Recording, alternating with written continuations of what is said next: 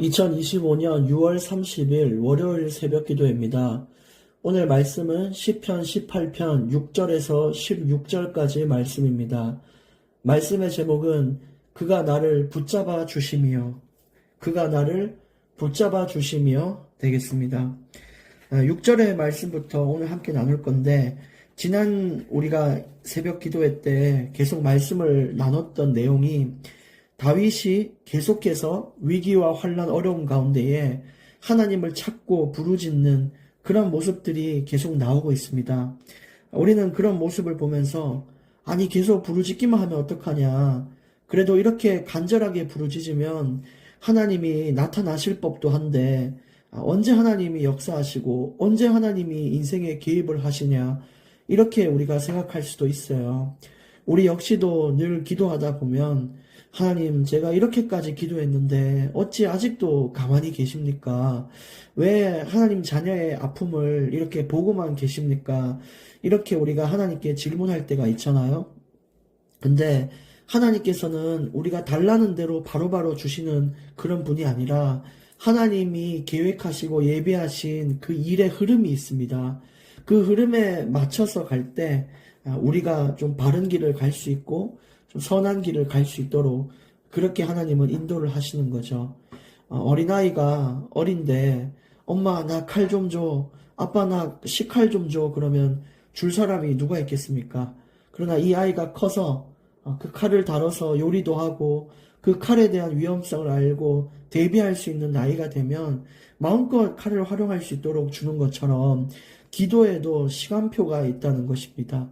우리가 지금 당장 하나님 제게 명예 주시고 성공 주십시오. 그거 받으면 어떻게 되겠어요? 완전히 무너지는 겁니다. 그걸 감당할 수 있는 사람에게 하나님은 항상 응답을 주시거든요.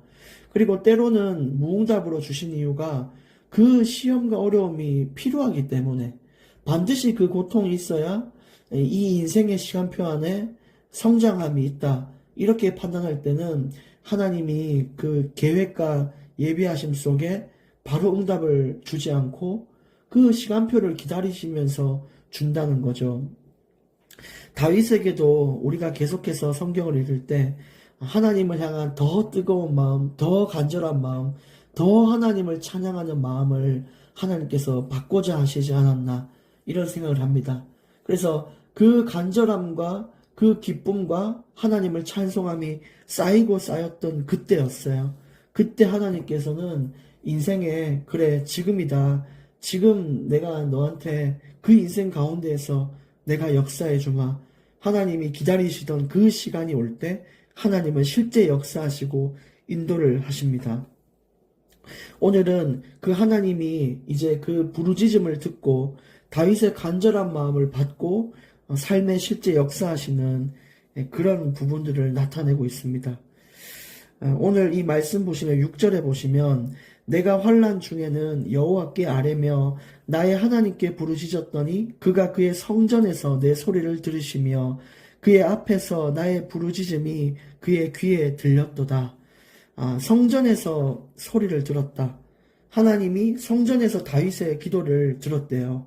근데 이 당시는 예루살렘 성전이 지어지기 전이었기 때문에 우리가 생각하는 성전의 개념이 아니라 하나님이 계신 보좌의 자리라는 것을 알 수 있습니다. 그래서 하나님은 지금 그 보좌에 앉으셔서 우리의 기도를 계속해서 듣고 계시고 그런 분이십니다. 그리고 이제 하나님이 그 소리를 듣고 이제 실제 삶의 역사하실 때 일어나는 모습들을 다윗이 나타냈습니다. 하나님은 어떤 분이시냐? 7절 이에 땅이 진동하고 산들의 터도 요동하였으니 그의 진노로 말미암이로다. 이제 땅이 진동하고 산들의 터가 요동한다. 이것은 하나님의 그 크고 놀라운 그런 위엄을 나타내는 것입니다. 하나님은 그런 분이세요. 우리가 믿고 섬기는 하나님, 우리가 의지하는 하나님은요, 땅이 진동하고 산들의 터도 요동시키시는 그런 위엄의 하나님이십니다. 정말 그 앞에 그 어떤 것도 하나님을 이길 수 있는 것은 이 세상에 없고요. 그 어떤 것도 완전 이 풀이 꺾이듯이 이 원수들이 꺾여나가는 그런 아주 쉽게 꺾여나가는 하나님은 어떤 사람과 또 어떤 신들과 비교할 수도 없는 그런 진짜 하나님이십니다. 7절에 그렇게 이야기를 했고요. 8절 그의 코에서 연기가 오르고 입에서 불이 나와 사르며 그 불에 숯이 피었도다. 하나님의 심판에 대한 내용이죠. 이제 다윗의 기도를 듣고 그 원수들을 박살내시고 진짜 하나님의 위엄을 나타내고 하나님의 자녀를 건지시는데요. 그 하나님은 심판하시는 하나님으로서 코에 연기, 입에서 불, 그 다음에 그 불에 숯이 피었다. 이것은 아주 그 심판이 강렬하고 맹렬하다라는 것을 우리는 알 수 있습니다. 하나님은요, 확실하신 분이세요. 시간을 기다리셨다가 정확한 시간에 정확히 예비했던 그 일을 완전하게 강렬하게 맹렬하게 부으시는 분이 하나님이십니다.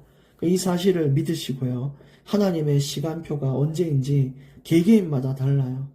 내가 이 문제가 있는데 이 문제가 해결되는 시간표, 또 나의 이 마음에 하나님이 주시는 이 연단이 끝나는, 하나님 주시는 징계와 훈계가 끝나는 또 그 시간표, 사람마다 다 다르거든요.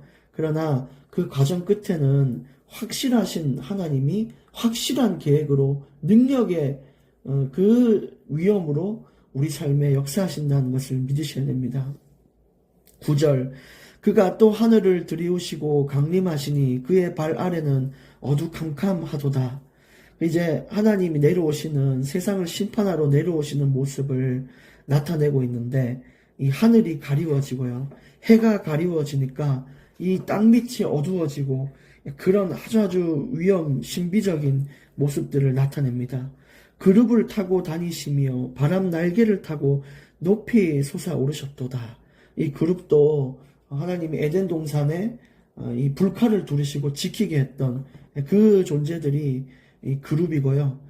그런 하나님의 오실 때에 그 살아있는 마차와 수레 같은 것으로 이제 나중에는 활동하게 되는 그렇습니다. 그게 얼마나 이게 위험 있고요. 모든 사람들이 두려워 떨만한 분이 하나님이시죠. 우리는 너무 하나님을 쉽게 생각할 때가 있고, 그런데 사실은 그럴 취급을 당할 분이 아니십니다. 아주 위험. 이거는 완전 쳐다보지도 못할 만큼 그런 분이 우리 삶에 역사하셔서 우리를 붙드신다. 참 놀라운 은혜입니다. 11절 그가 흑암을 그의 숨는 곳으로 삼으사 장막같이 자기를 두르게 하시며 곧 물의 흑암과 공중의 빽빽한 구름으로 그리하시도다. 여기 계속해서 지금 11절부터도요. 하나님이 오시는 모습들, 그래 심판하시는 모습들에 대한 내용이에요. 또 하나님은 영이시니까 자신을 감추시면서 이 땅에 또 역사하시죠. 12절, 13절 쭉 읽겠습니다. 그 앞에 광채로 말미암아 빽빽한 구름이 지나며 우박과 숯불이 내리도다. 여호와께서 하늘에서 우레소리를 내시고 지존하신 이가 음성을 내시며 우박과 숯불을 내리시도다. 얼마나 크고 위험 있는 목소리로 이렇게 막 말씀을 하시는데 우레소리를 내시고 막 우박과 숯불이 떨어지는 상상이 도무지 안 갑니다. 여러분 읽으면서도 매칭이 잘 안 되죠. 어떻게 얘기를 한다는 건지. 하늘이 막 진동하고 우박이 내리고 우리가 다 이 장면을 떠올려 볼 수는 없겠지만 확실한 것은 이거는 절대 그 누구도 살아남지 못할 심판의 하나님이시며 또 우리가 그 안에 있으면 그 누구도 우리를 무너뜨릴 수 없겠다 하는 아주 든든한 희망을 우리가 또 확인할 수 있는 것입니다. 14절 그의 화살을 날려 그들을 흩으시며 많은 번개로 그들을 깨뜨리셨도다. 이제 원수들이 무너지는 것이 하나님이 번개도 내리시고 우박도 내리시고 이 자연 만물을 움직이시면서까지도 하나님은 절대적인 승리를 가져다 주시는 분인데 우리가 이것을 통하여 승리를 얻을 때에 하나 확실한 것은 결코 인간이 잘해서 승리하지 않았다는 것이죠. 여러분 우리가 지금 우박과 우레 또 이런 우박, 번개 이런 것들이 내리지 않아서 우리가 잘 체감을 못하지만요. 하나님은 그보다 더 큰 은혜로 그와 못지않은 상응하는 그런 역사로 지금 우리 삶을 붙들고 계십니다. 꼭 봐야만 믿겠습니까? 여러분, 보이지 않는 영적인 우레와 이 번개들로 지금도 우리의 한계와 연약을 깨뜨리시고 우리를 어렵게 하는 자들을 하나님의 방법으로 또 어떻게든 우리에게 해를 가하지 못하도록 보호하시고 그런 분이 하나님이세요. 15절에 이럴 때에 여호와의 꾸지람과 콧김으로 말미암아는 물 밑이 드러나고 세상의 터가 나타났도다. 나를 힘들게 하는, 나를 어렵게 하는 저 원수들과 또 내 인생에 나의 발목을 붙잡고 자꾸만 나를 무너뜨리려고 하는 내 인생의 것들, 이런 것들을 하나님께서 완전히 꺾는 거예요. 원수들의 기세가 완전 꺾여버린 겁니다. 하나님은요, 하나님하고 싸워보자 이렇게 생각하는 사람들이 성경 안에도 많았거든요. 근데 사실은 어떤 분이시냐, 싸울 의지조차도 상실시켜버리는 분이 하나님이에요. 벽을 느낀다 그러잖아요. 야, 어떻게 이게 되겠냐. 그래, 비교조차 할 수 없는 분이에요. 세상에 뭐 또 무슨 신, 일본에도 막 수만 개의 신들이 있다고 하는데 세상에 있는 신들 그건 다 가짜고요. 이 세상에 유일한 신은 한 분밖에 없는데 하나님이십니다. 하나님. 아주 유일한 분이에요. 나 같은 이가 절대 없다라고 증명하는 분이 하나님이에요. 네 돈은 원하냐? 돈으로 살아봐라. 안 되는 거 있죠. 그러니까 나 같은 건 없는 거야. 너를 구원할 수 있는 것은 이 세상에 그 어떤 것도 없어. 증명하시는 거예요. 16절 그가 높은 곳에서 손을 펴사 나를 붙잡아 주시며 많은 물에서 나를 건져내셨도다. 그렇게 늘 부르짖고 늘 기도했던 다윗에게도 하나님의 시간표 속에 마음의 강건함과 평안함을 주시고 원수를 꺾는 시간을 허락하십니다. 그래서 늘 우리가 기도만 하는 인생이 아니라 사실은 응답받을 준비도 할 수 있는 인생이 돼야 되고요.